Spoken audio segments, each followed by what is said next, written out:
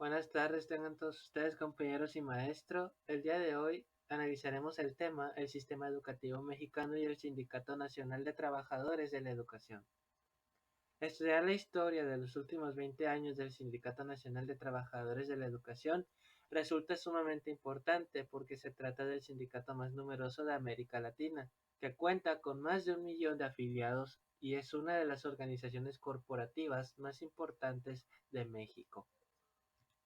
A continuación analizaremos lo que es el Sindicato Nacional de Trabajadores de la Educación. Este nace a partir de la necesidad del gobierno y de las propias organizaciones magisteriales existentes hasta ese momento, de unificarse en una organización de carácter nacional. Es un sindicato mexicano que reúne a los trabajadores de la educación de puestos de la Secretaría de Educación Pública, personal docente y no docente del modelo de educación media superior.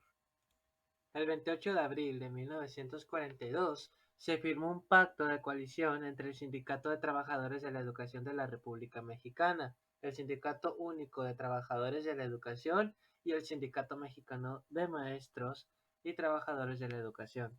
A partir de ese pacto se creó el Comité Colegiado de Unificación Magisterial, misma que a su vez convocó a un Congreso de Unidad Magisterial, a partir del cual se disolverían estas agrupaciones sindicales para dar paso a una agrupación nacional, el Sindicato Nacional de Trabajadores de la Educación. Punto número 1. Los maestros y trabajadores de la educación se unifican, en primer lugar, para cumplir mejor con su deber ante el pueblo de México y su gobierno. Punto número 2. Los trabajadores de la enseñanza se unen para defender sus conquistas alcanzadas y para luchar por nuevas reivindicaciones. Y punto número 3. Se unifican para coadyuvar decididamente a la construcción de la unidad nacional permanente. La consolidación del sistema educativo mexicano ha pasado por varias etapas. La primera etapa inicia con la creación de la Secretaría de Educación Pública en 1921 y se prolonga hasta el 1978. Durante este primer momento se diseñan las políticas y programas de la educación básica de todo el país y se lleva a cabo una expansión centralizadora. La educación llegó a todas las regiones del país. Sin embargo, algunas veces el imperativo de mejorar la calidad se subordinó al del crecimiento.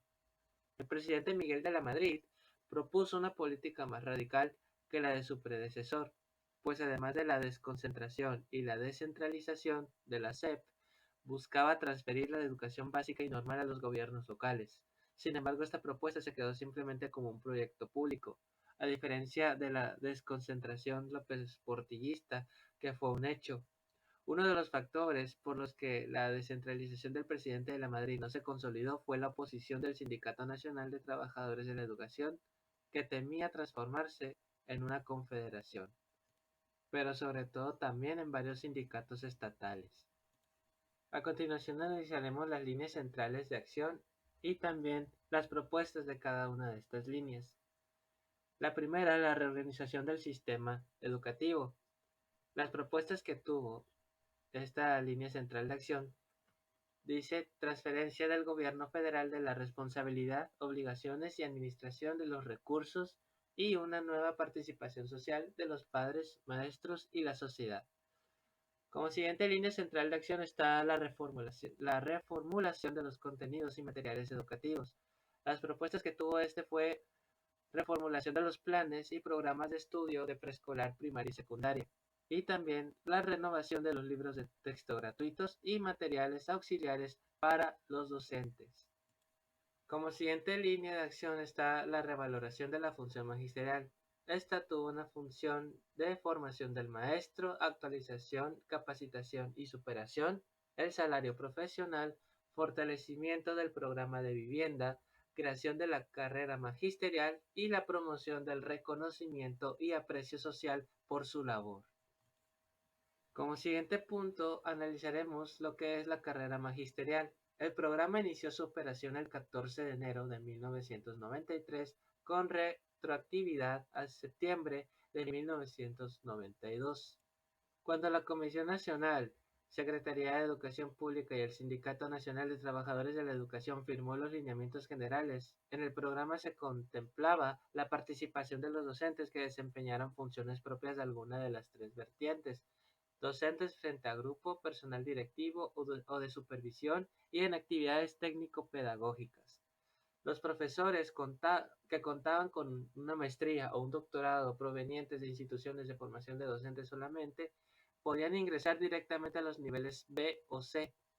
Los docentes que no contaran con el grado académico requerido no podían participar en el programa. Además, para promoverse en el programa debía acreditarse una permanencia de 3 años para los niveles B y C, de 4 años para los niveles D y E, y para los docentes ubicados en las zonas de bajo desarrollo o marginadas, la permanencia requerida era de 2 años para cada nivel.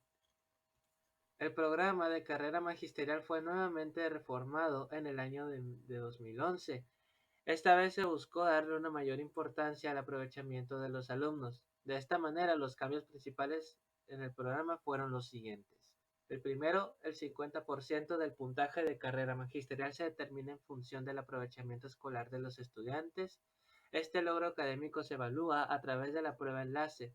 Anteriormente, el puntaje máximo de este factor era del 20%. Número 2. Se otorga un 20% del puntaje de carrera magisterial a la formación continua de los docentes. Con este se impulsa la profesionalización de los maestros a través de cursos de actualización. Punto número 3. Otro 20% del puntaje de carrera magisterial se determina en función de las acciones que los docentes realizan más allá del aula. Por ejemplo, el fortalecimiento de los aprendizajes de sus alumnos, atención a alumnos sobresalientes y con rezagos, promoción de comunidades seguras, atención a padres de familia, fomento a la lectura, prevención del bullying, actividades artísticas y culturales, activación física y hábitos alimenticios. Punto número 4. Un 5% del puntaje del programa se otorga a la preparación profesional del docente. Este porcentaje se basa en evaluaciones sobre el conocimiento que los maestros tienen de los contenidos de los planes y programas de estudio. Y último punto, el último 5% del programa se establece a partir de la antigüedad del docente dentro del servicio docente.